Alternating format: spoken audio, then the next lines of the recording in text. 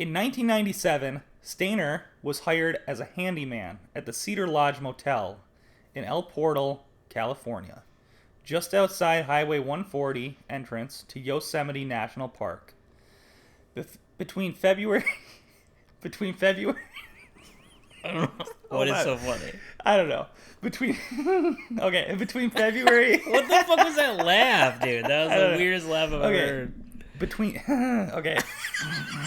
You sound like a fucking TV show criminal. Jesus Christ. Fuck, hold on. Okay. All right. We're going to make it through.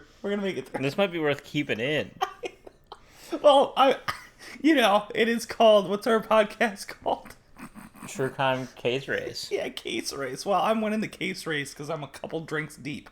Okay. He is. Between February and July 1999, he murdered 2 women and 2 teenagers. 42-year... Sorry. I don't know what's so funny, but I'm along for the ride. Okay. All right, let's try it again. I don't know, because I came up on the word February, and I was like, is it February? It's February. It's spelled February. That's why I was reading and I'm like, fuck. Like, dude, I'm like, because I'm a fast reader, I'm like, okay, is it February or February? Okay, so. You're 31. How do you not know? Well, I don't know. I don't know. Okay. This is not going to be good. All right, let's give it another shot. I don't need any more shots. Right? Okay. Between February and July 1999, he murdered... Why is that funny?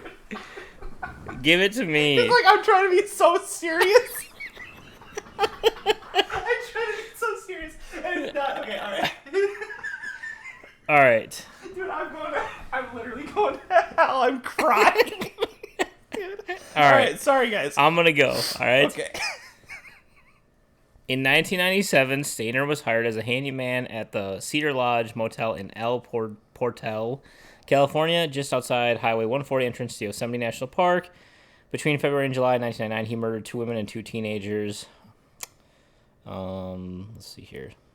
That's the gist. Here, toss the phone, I'll do it. Holy shit, how is that hard to get through? Where does February come up? Oh, I just smoothed through it because it's a normal word I've looked at for 30 years. Alright, I'll do it right now. I might leave all this in there. Oh, yeah, fuck yeah. This is part of the comedy. Okay, in 1997... Okay. I don't understand. I'm sorry, I don't understand.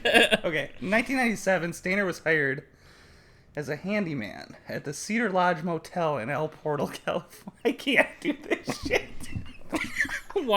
I've never seen any... Just read the whole fucking first paragraph. I just did. Okay, no, the whole thing.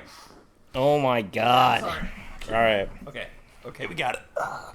Alright, in 1997, Stayner was hired as a handyman at the Cedar Lodge Motel in El Portal, California, just outside the entrance to Yosemite National Park. Between February and July 1999, he murdered 2 women and 2 teenagers, 42-year-old Carol Sund, her daughter, and her daughter's friend, who was a foreign exchange student from Argentina, and then also an employee at the park, Joey Ruth Armstrong. I don't know how to pronounce it. The first 2 victims, Carol and her daughter, Carol and the foreign exchange student, I cannot pronounce her name, I apologize, were found in the trunk of the car. It was all burnt up.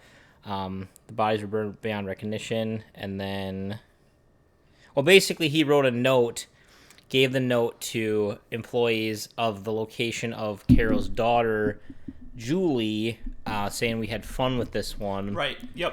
And then, so let's go into this. So, phone. Welcome to episode 2. We talked about that fat virgin Todd Kolop last time. Now we're talking about another idiot. Stayner the shit stain. What was his first name? Cary Stayner. Yep. This guy, you have a national park to hide these people and you still get caught. Yep. That's pretty bad. Yeah, but, so this guy, like we talked about, he targeted this mom. We'll get there. Essentially, this mom and her daughter the mom and the daughter's friend were found in a car burned beyond recognition. A note was sent to police saying we had fun with this one, which was the location of the daughter's body. Right, which was found near the area, I think, or something, but not Right. with the car. So they ended up basically arresting and I guess they couldn't arrest. They ended up questioning a bunch of people, one of them being Stayner. They ended up letting him go. Right. Well, he worked at the Cedar Lodge Motel, which is where they were staying, and he basically like got into the room saying he was like a maintenance guy. Yeah, and it was just like a shitty little motel. It wasn't like a big hotel. It was like, No, I mean for the time it was probably pretty nice. It's probably, well, who yeah. knows what it's like I don't know now, why I said but- shitty, but I mean, just a it was little, very scenic. just a little hotel. Yeah. But he ended up giving police the thing. So then, whatever, they bring him into questioning. The thing I mean is the note to the other by. So they bring all these people into questioning. He was questioned, and then they let him off. But the police were telling the public, "We've caught the person," but they weren't releasing names, which is really interesting because that, sometimes they release them, sometimes they don't. Then like in July, he ends up killing Joey, who was basically like a park. She worked in Yosemite National Park. Right. Lived Joey in a Ruth cabin Armstrong. by herself in the park. I mean, that sounds like something out of a horror movie. Well, this whole thing sounds like a horror movie. Like when he was talking about, so I think Joey was the one that was like putting up she was apparently freaking out in the back of his car. I mean, obviously, who wouldn't, right? Right. And then she ended up like not really escaping, but she jumped out of the truck or the vehicle, and then he ended up just slitting her throat. Yeah, she like jumped out of the car, ran off. She's probably like hurt, obviously. He ended up catching up to her and killing her, and then he cut her That's head. straight out of a freaking... He cut her head off. Yeah. I don't know why. They don't. Well, They never said why. Yeah. And every time we talk about these crimes, and it happens, pre-2010s, right, or pre-2020s, I always have an issue with like being like, well, why didn't they just whip out their cell phone? Well, they didn't have cell phones Right. back in, you know what I'm saying? In 1999, when this stuff happened. Right. I mean, Y2K was, the biggest, Right. thing that they had going on back then. You didn't have cell phones and stuff like that. So, Do you want to get into like Stayner's backstory, because he does have a pretty crazy yeah, life? that's absolutely something that needs to be discussed because... Okay, so Stayner had several siblings, but he had a younger brother who was, I think, 4 years younger than him. So when Stayner was 11 and his brother was 7, his brother was abducted for 7 years. So, his brother Stephen Stayner was kidnapped by child molester Kenneth Parnell in 1972 when Cary was 11 and held captive for more than 7 years before escaping and being reunited with his family. Stayner later said that he felt neglected while his parents grieved over the loss of Stephen. So basically, from what we've researched, he basically aged out. So Cary Stayner's younger brother Stephen was kidnapped when he was like 7, and so he was held captive for a couple years, 7 years, and then he kind of like aged out of being molested because the guy was a pedophile and really liked children. Right. And so I think what happened was he ended up kidnapping another A 5-year-old, boy, yeah. and Steven was like, I can't frickin' deal with... Watch this happen, yeah. Right, and so they ended up escaping and getting reunited. And they said that apparently the guy who kidnapped him told him that he was like adopted. Right. Which, like, 7, you're right at the cusp where you wouldn't necessarily know better. Right, yeah, that's probably true. And by the way, there is a true crime book and TV movie, both titled I Know My First Name is Steven, that were made about this ordeal. So if you want to check that out. And that is what his brother said that committed the crimes, that he wanted to be famous like his brother. I totally see that. I mean, you see this with these types of serial rapists and killers, is that they were kind of like, I think the biggest key in what we've done, in what we've researched so far, is that these people have, I would say, neglect is the biggest factor. But this one, not really. Well, he was maybe neglected by because but of the fact that yes, they were so involved. not with the Steven. not the natural reason a kid gets, like, it's not like a lot of times it's like the parents are like, when we talked about Kolob, it's just like abusive. Right. It wasn't like this. It was like his parents were looking for their other kid. Yeah, that can take a toll. Like, But didn't they say he had, like... if your sibling has like golden child syndrome, type thing, where it's like they're the golden child and this and that, like I feel like the other sibling often like acts out. Not all of them become like a fucking. But didn't they serial say killer. that he had 3 or 4 sisters? They all turned out normal. Yeah, but you can't really compare apples to oranges like boys and girls. Well, that's true. Dude, the saddest thing about his brother Steven is after he he got out and basically, was kidnapped for 7 years. He grows up, starts life, has a kids, and dies in a motorcycle accident when he's 24 I years know. old. So just a super tragic situation. So his brother essentially is like, oh, I want to be famous. So I think in 1991, he tried to commit suicide. Well, he should have succeeded because 4 Right. people would still be alive bearing that situation. And that's not a thing I say lightly, but Right. fuck that guy. I mean, there are certain people in the world that the world would be better off without, and that sounds kind of fucked up. Not in Well, a it's kind of suicide like, sense, but, like, we'll maybe get to him, but like Chris Watts, right? Oh, fuck yeah. Chris Watts kills Loser.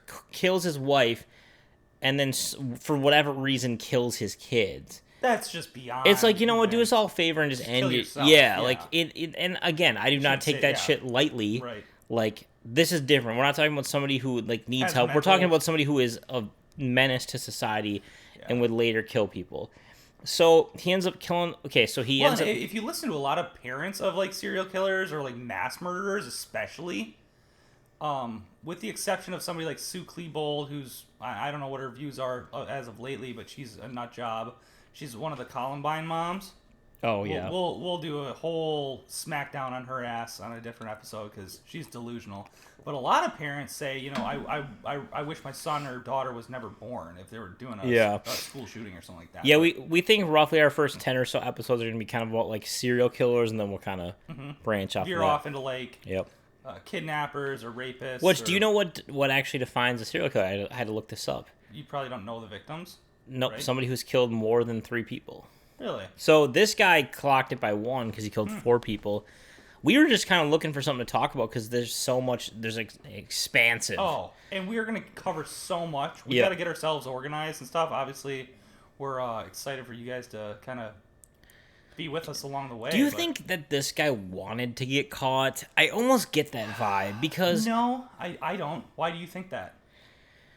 well, okay, so he Well, I'll tell you why I don't think so. I'm sorry to butt in. go but ahead, yeah. If you chop off somebody's head and then you char somebody else's remains, to me that's screaming I want to hide evidence. But then why does he send a note to the police saying where the daughter's body Because is? he's narcissistic. That's He's got what a I'm big saying, he's though. got a big ego. They all got big egos, but whether or not they want to get caught is a different story.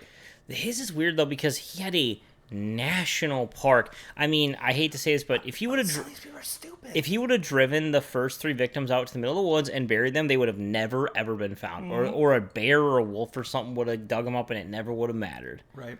The car thing. Oh, that's the other thing we should talk about, like why he picked them, because he talks about it in the There was documentary. no male.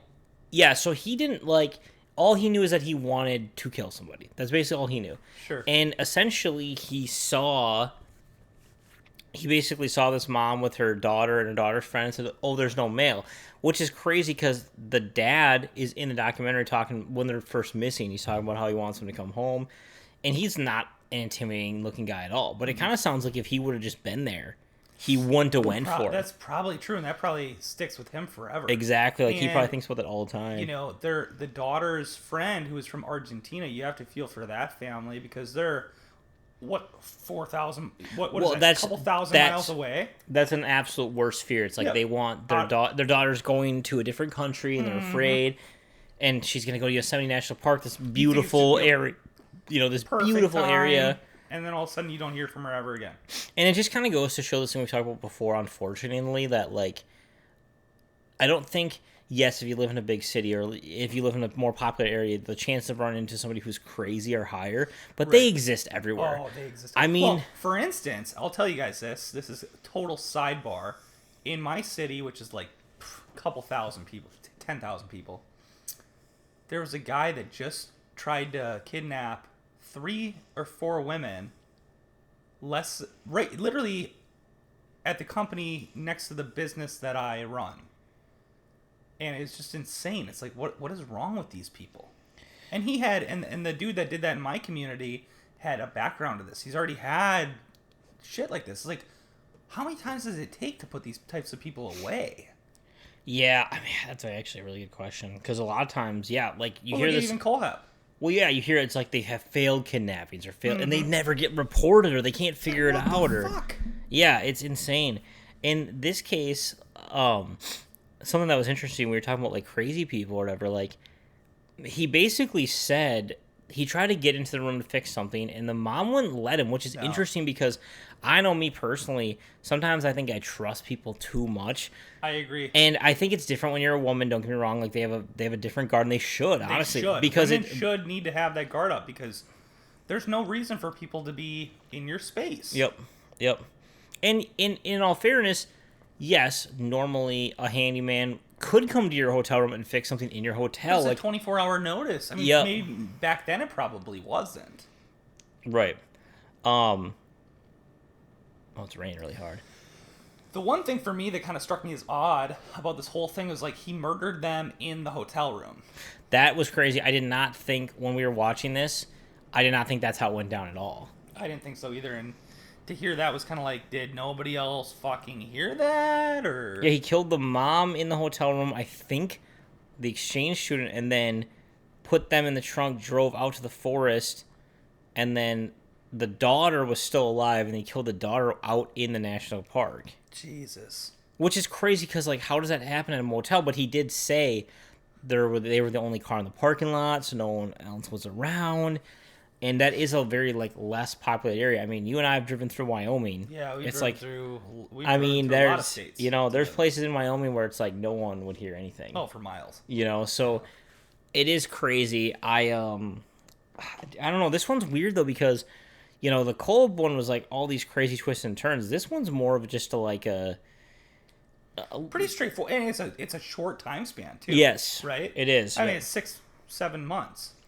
Not even. I think the first murders were around 5 months. Valentine's February. Day, and then it was July, and then he was caught. And it's interesting. Do you think there's more? That's a good question we always have to ask. That is a great question. I would say yeah, and here's why. So we talked about this with the Kolb thing, right? Like, and we'll get to this with other so certain serial killers have like a very distinct thing they go after. Like Dahmer had this, you know, he went after this J-Doms. Fiend Hunter. You know, fuck that guy. Yeah, he's from our state. Unfortunately, he is, yes. But I'm saying, like, you know,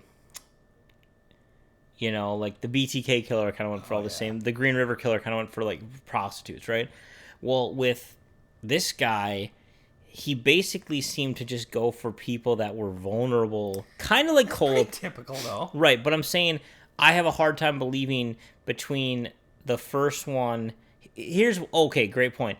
I was thinking about this from watching this and go, this guy got questioned for the murders, was in custody, got out, and then killed a girl 4 months later, 5 months later. So either A, he couldn't help himself and he had to, or B, there were other ones in between there, and that's just the first one he got caught for.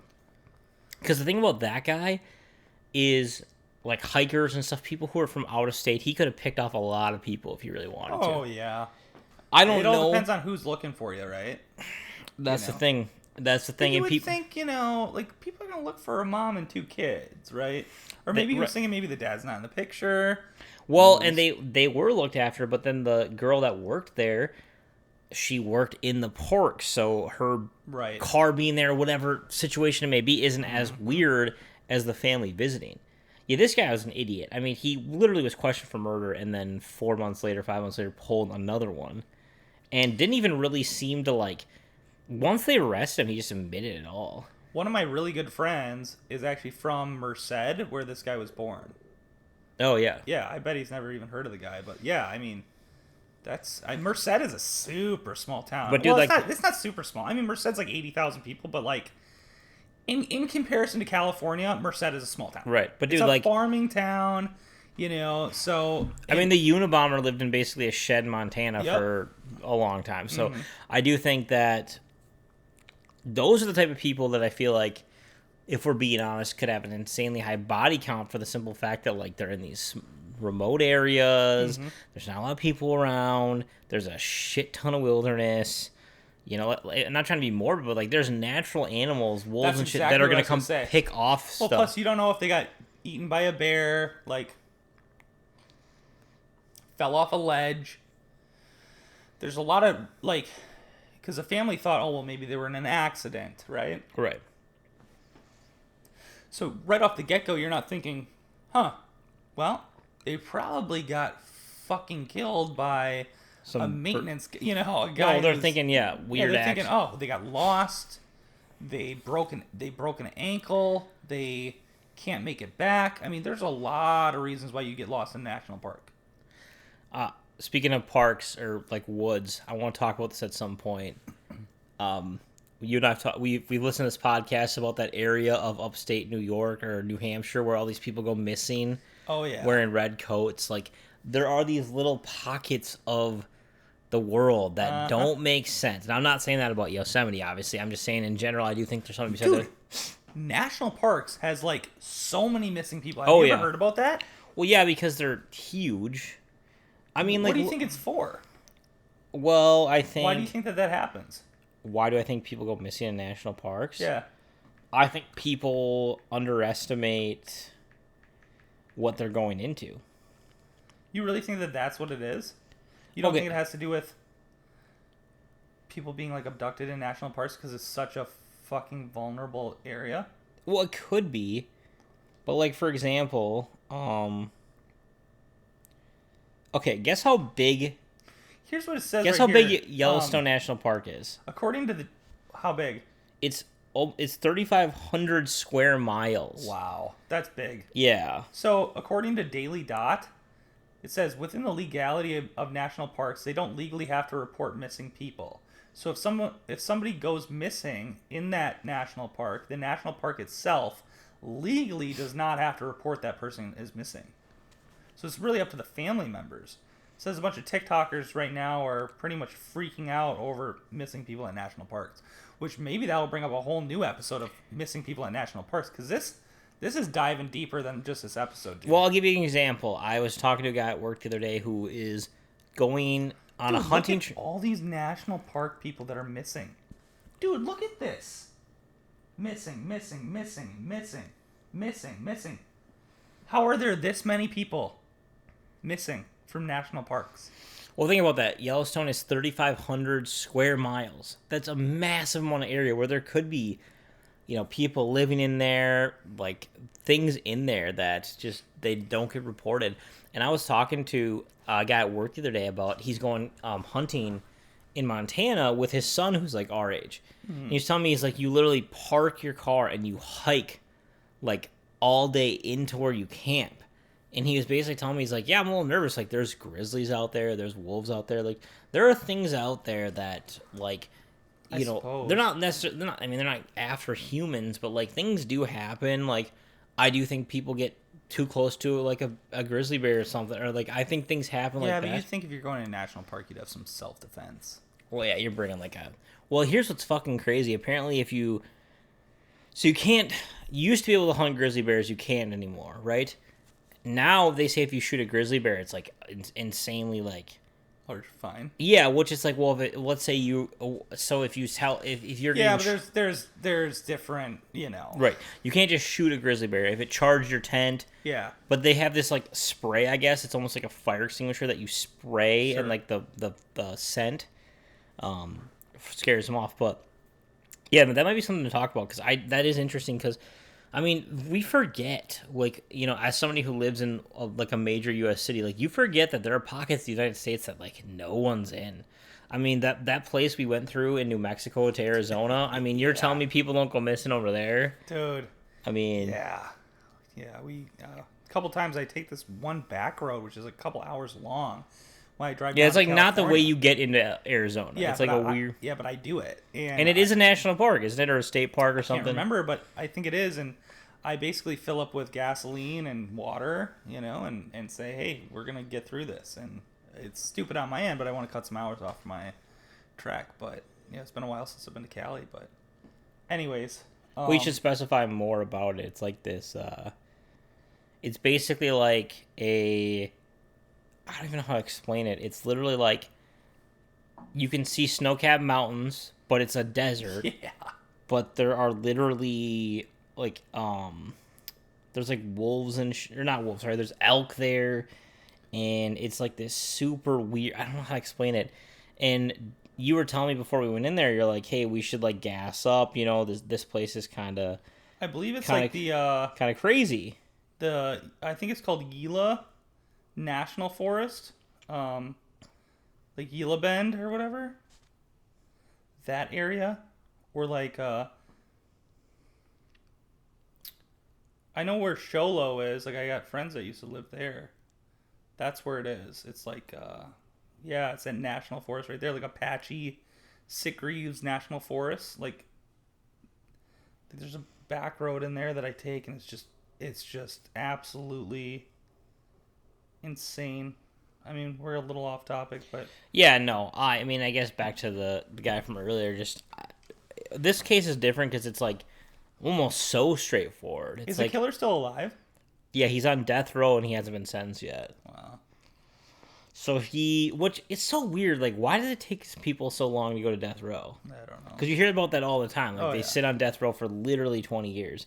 And Well, they probably want him to suffer a little bit before they put the needle in him. right. Well, that's a good point. I mean, yeah, let me look him up right now. He is on death row. So he's literally been, at this point, 22 years he's been in prison. It's not that long. I mean, that is long, but it's not like... Yeah, and he's just sitting on death row. I don't know. Do you have anything else you want to add to that? Or No, I don't. I think it's a really interesting case, and you know, our thoughts go out to the family, and Yeah, true. We'll probably say this more than once, but like when we poke fun at stuff, obviously we're not. We think about the people involved. yeah, It's just kind of amazing that like these people like Cary Stayner like exist in the world. So like, fuck you, buddy. Yeah, fuck him, and rot a little longer. You know, we're here to call those people out for what they are, and we're moving on to the next one. Stay tuned for episode 3. Yep. Later.